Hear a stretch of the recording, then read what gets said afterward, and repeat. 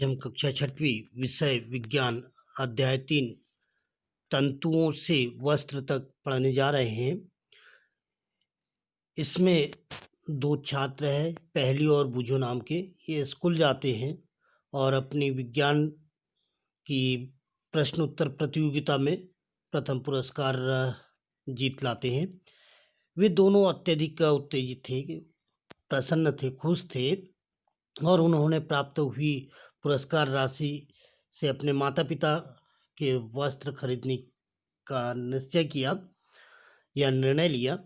वे कपड़े की दुकान पर वस्त्र सामग्री की विस्तृत विविधता देख करके, यानी बहुत अधिक प्रकार के कपड़े को देख करके उलझन में फंस गए। दुकानदार ने उन्हें यह समझाया कि कुछ कपड़े अथवा वस्त्र सूती के है और कुछ संश्लिष्ट यानी कृत्रिम है। उसके पास ऊनी मफलर तथा शाल भी थी। दुकान में बहुत सी रेशमी साड़ियाँ थी। पहली और बूझो दोनों अत्यधिक उत्तेजित दिखाई दे रहे थे। मतलब दोनों बहुत अधिक खुश थे क्योंकि उनको पुरस्कार प्राप्त हुआ था स्कूल से। उन्होंने विभिन्न कपड़ों को स्पर्श किया और उनके बारे में जानकारी प्राप्त की। अंत में उन्होंने एक ऊनी मफलर तथा एक सूती साड़ी खरीद ली। कपड़े की दुकान का भ्रमण करने के पश्चात उन दोनों को ने अपने पास में विभिन्न प्रकार के वस्त्रों को ध्यान से देखना आरंभ कर दिया और उन्होंने यह देखा कि बेडशीट यानी बिस्तर पर जो चादरें बिछाई जाती है उन्हें कहते हैं बेडशीट। ये चित्र भी दिखाया गया है कपड़े की दुकान का। कंबल, पर्दे, मेजपोश, तौलिया, झाड़न यानी डस्टर आदि, ये सभी भिन्न भिन्न प्रकार के कपड़ों से बने हुए देखे। यहाँ तक कि उनके अपने बस्ते तथा बोरे भी किसी प्रकार के वस्त्र से बने हुए थे, ये उनको पता चल गया। उन्होंने इन सभी वस्त्रों की पहचान सूती, ऊनी, रेशमी अथवा संश्लिष्ट यानी कृत्रिम के रूप में कर ली।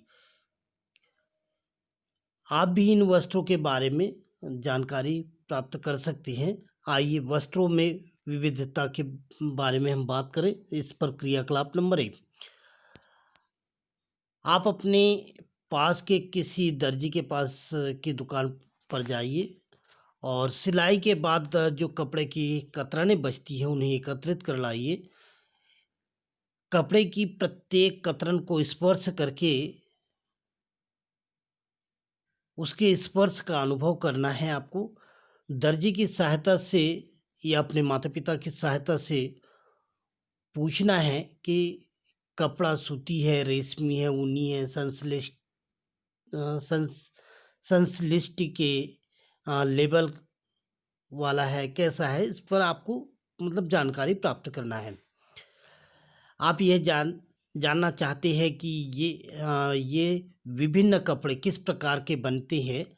जब आप किसी कपड़े का अवलोकन करते हैं तो वह एक सतत टुकड़ा प्रतीत होता है, यानी एक जैसा अगर आप कपड़ा का टुकड़ा लेंगे तो वो एक जैसा आपको मालूम पड़ेगा। इसे ध्यान से अगर आप देखेंगे, जो कि चित्र 2 में दिखाया गया है, इसको ध्यान से आप देखिए। इस पर हम आगे चर्चा करते हैं। क्रियाकलाप 2 से सूती कपड़े का वही टुकड़ा चुनिए जिस पर आपने क्रियाकलाप 1 में लेबल लगाया था। इसके एक सिरे पर कोई ढीला धागा या तागा ढूंढने के लिए आप बांध दीजिए और इसे बाहर तागे को खींचिए। यदि कोई ढीला, जैसा दिखाया जा रहा है चित्र में 3.3 में, तागा दिखाई न दे तो पिन से आप या सुई से की सहायता से एक धागा निकाल लीजिए उस कपड़े से और उसको धीरे धीरे बाहर की ओर खींचिए।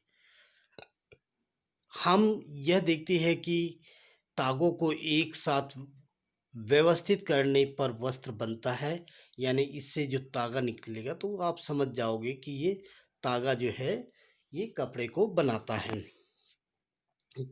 अब बात करते हैं हम तंतु पर। क्रियाकलाप नंबर 3, किसी सूती कपड़े के टुकड़े से कोई तागा बाहर निकालना है आपको।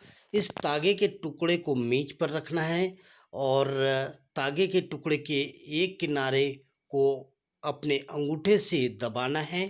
तागे के दूसरे किनारे को या दूसरे सिरे को इसकी लंबाई के अनुदिश आपको नाखून से खींचना है, खरोंचना है। क्या आप इस सिरे पर यह देखती है कि तागा पतली लड़ियों के रूप में यानी विखंडित होने लगता है, बारीक बारीक महीन के रूप में टूटने लगता है। सुई में तागे को पिरोने या जब डालती है आप या डालने का प्रयास करती है उस समय आपने देखा होगा कि कई बार तागे का जो सिरा है वो बहुत अधिक पतली लड़ियों से पृथक हो जाता है। ऐसा इसलिए होता है क्योंकि उस वो क्या है जो तागों से बारीक बारीक लड़ियों से मिल करके तागा बनता है। ऐसा होने पर तागे को सुई के नोक से गुजारना कठिन हो जाता है। जब वो तागे फैल जाते हैं तो वह धागा सुई से नहीं जा पाता है। तो ऐसी स्थिति में हम तागे की ये दिखाई देने वाली जो पतली लड़ियाँ हैं, इन लड़ियों को और अधिक पतली लड़ियों में लड़ियों को एक साथ में मिला करके बुन लेते, मतलब इसको ऐंठ लेती है या फिर इनमें से कुछ को काट करके और फिर अलग कर देती है। तो इन लड़ियों को ही हम क्या कहते हैं, तंतु कहते हैं। वस्त्र तागा या धागों से मिलकर बनती है तथा तागे भी अनेक तंतुओं से मिलकर के बनता है। और ये तंतु कहाँ से आते हैं इसी पर हम चर्चा करते हैं या इस प्रश्न को खोजने की कोशिश करते हैं। कुछ वस्त्रों जैसे सूती, जूट, रेशमी तथा ऊनी के तंतु पादपों तथा जंतुओं से प्राप्त होती है। इन्हें प्राकृतिक तंतु कहते हैं। जो तंतु हमें प्रकृति से प्राप्त होते हैं उन्हें हम प्राकृतिक तंतु कहते हैं। ठीक है। रुई तथा जूट पटसन पादपों से प्राप्त होने वाले तंतुओं के उदाहरण हैं। ऊन तथा रेशम जंतु से प्राप्त होती है। ऊन भेड़ अथवा बकरी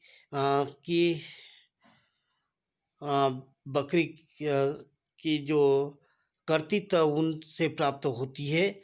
इसे खरगोश, याक तथा ऊँटों के बाल से भी प्राप्त किया जाता है। किसको? ऊन को।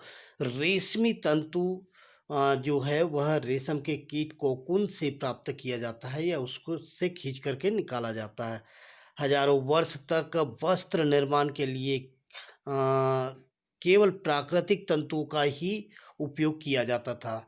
पिछले लगभग हम 100 वर्षों के पहले की अगर बात करें तो उस समय रासायनिक पदार्थों जिनका स्रोत पादप अथवा जंतु नहीं है से तंतुओं का निर्माण किया जाता था या किया जा रहा था, तो उन्हें हम संश्लिष्ट तंतु कहते थे। जैसे कि पॉलिएस्टर है, नायलॉन है और एक्रिलिक संश्लिष्ट तंतु के ये उदाहरण हैं। यहाँ पर जो बुझो नाम का बालक है यह आपको यहाँ पर उसकी वो ये सोचता है कि वस्तुओं को संग्रहालय में देखा था उन्होंने और उन्हें योद्धा पहनते थे। ये जो इस तरह की वस्तु बनी है ये उन्होंने संग्रहालय में देखा था और उन्होंने ये जानते थे कि ये योद्धा लोग पुराने समय में पहनते थे। वह यह जानना चाहता है कि क्या ये किसी प्रकार के तंतुओं से मिलकर बनी है क्या, वो ये जानना चाहता है। कौन? बुझो। चलिए उसकी बात को अपन बता देते हैं कि तंतुओं से मिलकर के अगर अगर ये करें हम, वस्त्र है तो तंतुओं से मिलकर के बनता है, और अगर वो कवच है तो धातुओं से मिलकर बनता है, अपन ऐसा कह सकते हैं। अब कुछ पादप तंतु की बात करें हम, जैसे रुई। आपने कभी तेल के लैंपों के लिए बत्तियां बनाई होगी। यदि बत्तियों को बनाने के लिए आपने किस चीज़ का उपयोग करते हैं, तो निश्चित है कि आप उस बत्तियों को बनाने के लिए रुई का उपयोग करते हैं। गद्दों और रजाइयों में भी यह तकिया जो बनाई जाती है वो भी रुई से ही बनाई जाती है। रुई को यदि आप खींच कर देखेंगे तो उसके किनारों को अगर ध्यान से देखते हैं तो आप देखेंगे कि उसमें पतली पतली लड़ियाँ पाई जाती है। ये लड़ियाँ ही कपास की तंतु कहलाती हैं। यह कपास के तंतुओं से बनी होती है।